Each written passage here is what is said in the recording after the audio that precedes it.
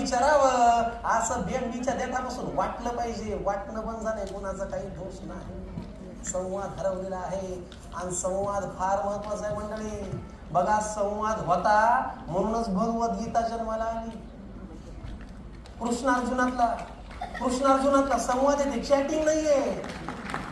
समजा समजा समजा समजा ऐका माझं, समजा आजच्या काळामध्ये महाभारत घडलं तर ते कसं घडलं? जस्ट इमॅजिन कसं घडलं.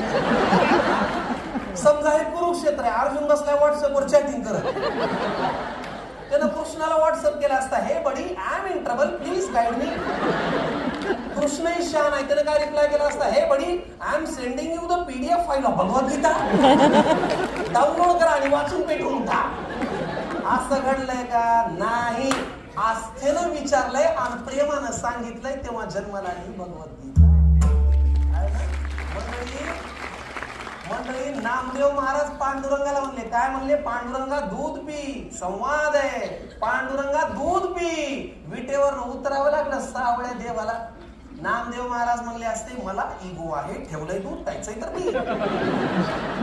आले असते का पांडुरंग? एकदाही नाही. बघा, तुम्हाला पटल असं एक उदाहरण देऊ का? लगेच पटल.